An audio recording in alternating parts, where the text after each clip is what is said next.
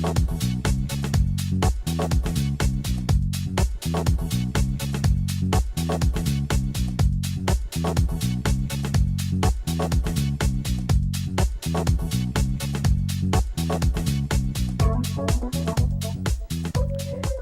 and welcome to Wired In. I'm Diana Gulotta, Executive Director for Public Relations and Marketing for Hampton City Schools. I'm very excited today because we have two very special guests from the Hampton Police Department. First, we have Corporal Mary Shackelford, and secondly, we have one of our SROs, Master Police Officer Kenneth Wiggins. Thank you very much for joining us today. Thank you for having us. Thank you. So let's start off with a little bit of information about your backgrounds and how you came to be in the roles that you're in. So let's start with Corporal Shackelford. Well, I am currently one of two public information officers for the Hampton Police Division. I've been there just over 2 years. So I do a lot of the media relations for the police division concerning major incidents with the city to be the liaison to the media. Okay, great. And Officer Wiggins. Yes, I'm currently assigned to FIOS High School as a school resource officer. I've been in the unit for almost 6 years now, and I've worked in middle school, Spratly Middle School in Phoenix, along with Lindsay. So I've worked in several schools throughout the city as a school resource officer, and currently I'm at FIOS. So I've heard a lot of really good things about you. Tell us what the life of an SRO looks like in one of our public schools in Hampton City Schools. Generally, we try to be there first thing in the morning when school starts. So when our students, staff, teachers, when they arrive to work, they see us, we greet them in the morning. A lot of times, just them knowing we're in the school and knowing we're there, the high visibility is one of the main things that we try to really push, is that they know we're there. So if they see us there, then they're able to reach out to us if they need to. So the relationship piece, talk about that a little bit, because that's what I've been really impressed with, is how involved our SROs are with not only the students and the staff, but with the families. So tell us a little bit about that and how you're building relationships and the benefits of that. Yes, when we look at incidents that happen in schools, we try to get the family as well as the school administrators and teachers. Everybody gets involved, and it helps be able to resolve whatever issues that may actually arrive. When it comes to teenagers and children, things happen with them, and it really helps to be able to work with the family along with the teacher and administrators to help provide them whatever they need as far as what we refer to as helping them get through school.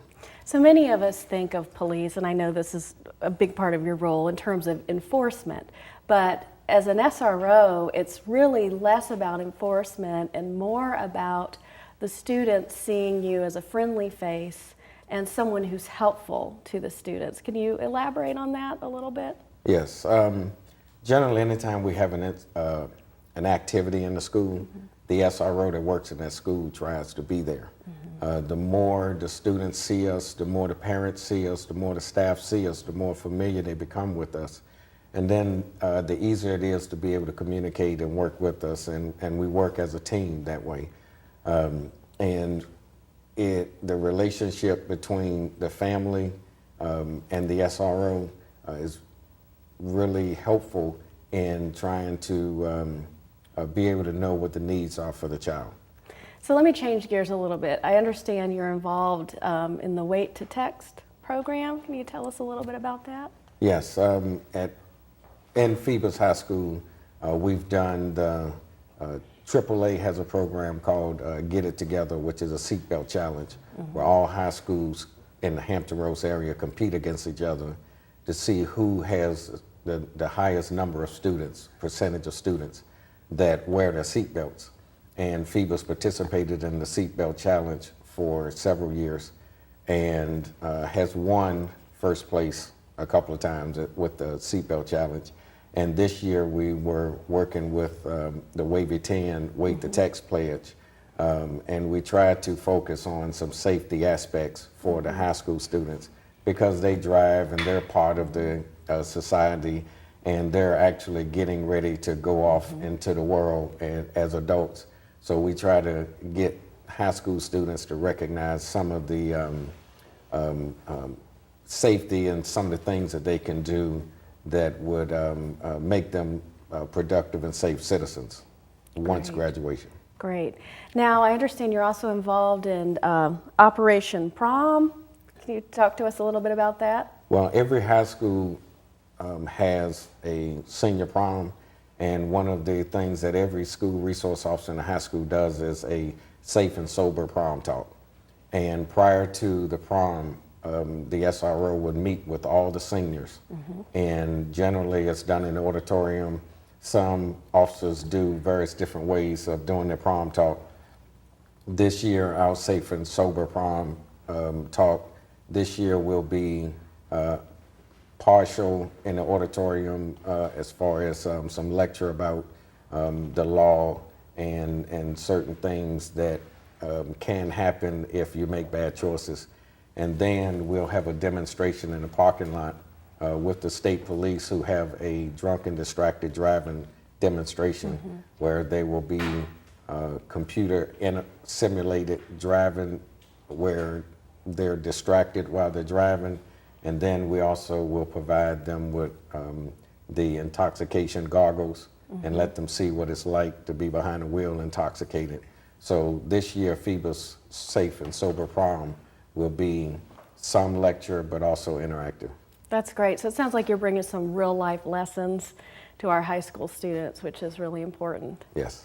So you've been an SRO for several years. So tell us what you like the most about your job.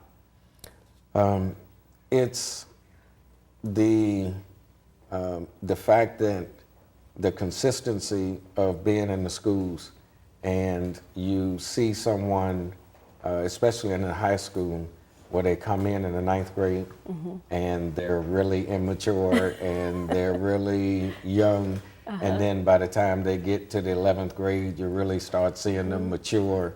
The bad decisions they make in the 9th grade, when we have to pull them in the office and explain to them that, okay, that was a bad decision. And if you were an adult, the consequences would be severe. Right. So we're going to do this and that, and you're going to kind of correct some of this behavior.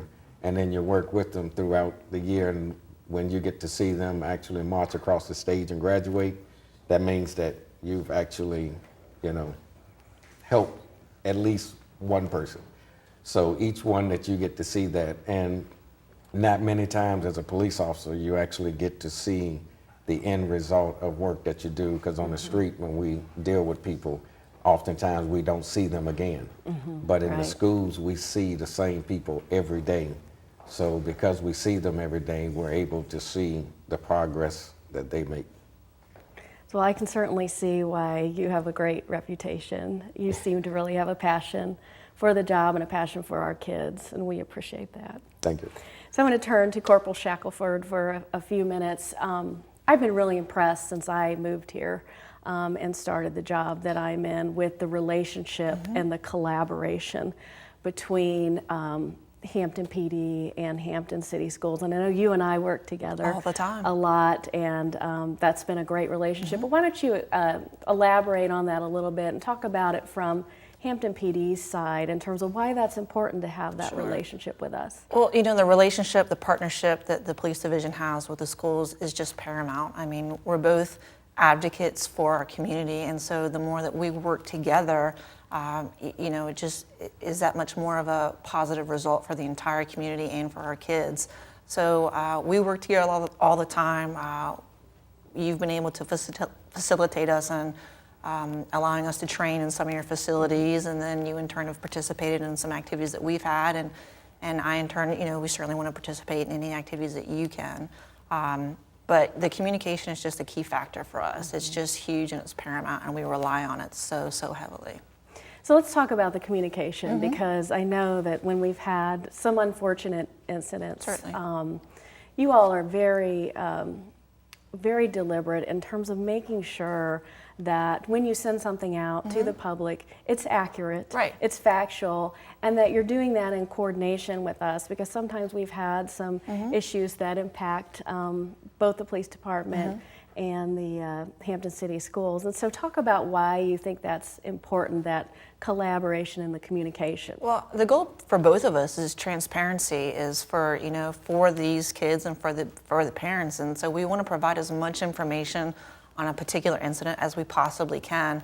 For instance, we had a couple of incidents where a juvenile may have made a threat to the school or whatnot, but we ended up taking that situation and making it positive, where we made a video about some of the particulars. If this happens, what the consequences can be, and that video in turn ended up playing within the schools. So we were able to take that opportunity and use it as an education tool.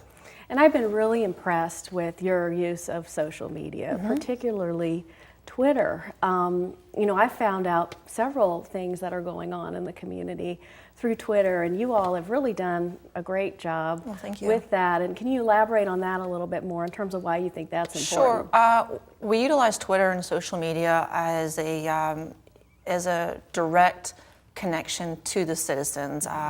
In this day and age, everybody's using Twitter and Facebooks on their cell phones and whatnot, and so it's a way for us to immediately connect with our citizens, to really take that point home of a public information office. I serve the public, and using social media is an avenue for us to get that information out immediately to our citizens on a particular event.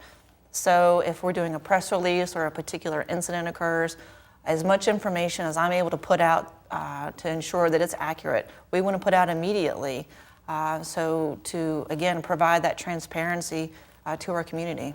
Well, you're doing a great job. Well, thank you very much. Thank you to both of you for joining us today, Corporal Shackelford. Thank you for having us. Officer Wiggins. Thank I hope you. you'll come back in the future and we can talk about some other collaborative efforts between Hampton PD and Hampton City Schools. Thank you for having us. Look forward to working with you again in the future. Thank you so much. And thank you very much for joining us today on Wired In. Have a great week.